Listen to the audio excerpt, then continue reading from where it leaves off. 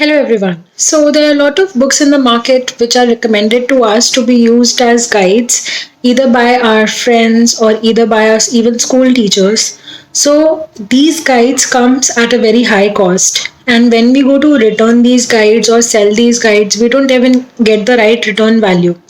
So why don't we stick to the prescribed books, the books which are prescribed by CBSE? So as we know that NCERT books are provided by CBSE, these books are very important. So once we learn to use these books effectively, we don't have to rely on any other guides. Why I'm saying this is because that I have cleared my 12 standard few years back with 92% without relying on any guides. I just used to study from NCERT books and that's all. So it is very important for us to understand how we can effectively use our own books and not spend a single money on any other guides. So let's begin with the video. Hello everyone. So let's talk about some practical subjects like accounts, statistics or mathematics. So in NCERT, they have given the theoretical part to explain a particular chapter. So in practical subjects like accounts, economics, statistics, or for that matter mathematics, we focus more on the sums, the practical sums, and less on the theory, which means that whatever theory is given in NCERT is enough.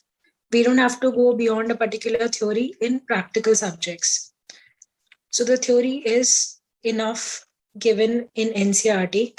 The second very nice thing about NCERT is that they have test or understandings. So with the help of test or understanding, we are able to get an exposure on the MCQ questions, the objective questions, and even we are able to independently rely on NCERT because we get to test our knowledge after reading every concept. And the answers to these tests or understanding are given at the end of each chapter. So you can easily access the answers after solving the test or understanding.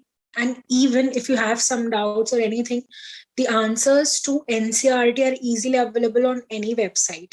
So specifically, you don't have to spend on any other guides, right? So then another thing is that after every topic, they have illustrations. So there are a lot of illustrations given after every topic, right? So illustrations helps us to get the idea of a particular topic, and they are the practical sums of a particular topic.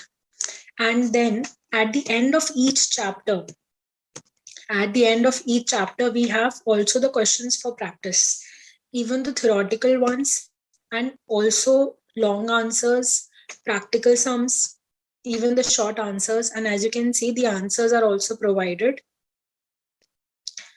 So there is a complete exposure in NCERT book. So we don't have to see here and there anyhow, and we can just, if we just focus on NCERT, we will be easily able to score 90% at least, because I am telling my personal experience is that I scored 92% just by NCERT. Right? Because see, when we go on exploring so many books, we end up doing nothing. So it's better to focus on quantity rather than piling up so many books. The theoretical subjects. Okay. Now, coming to theoretical subjects like business studies, like biology, like any other theoretical subject in commerce, science, or any other stream. So the contents, the index is given very clearly.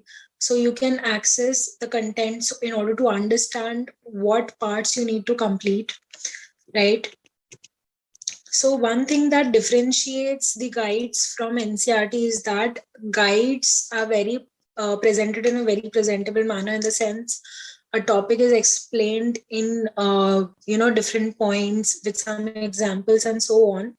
So we can crack that thing in NCERT as well by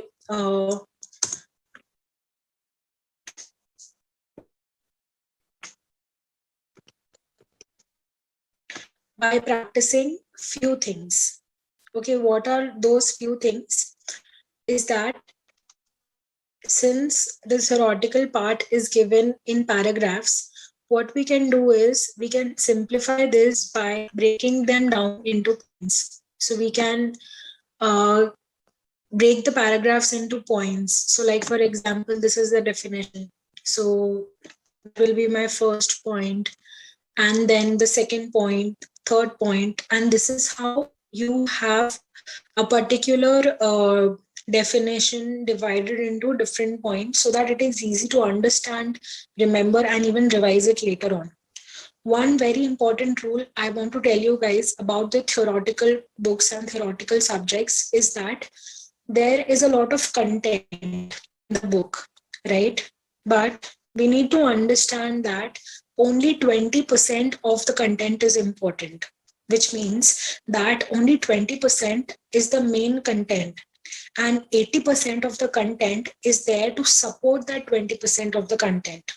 Means that 80% of the content is there to define that 20% of the content.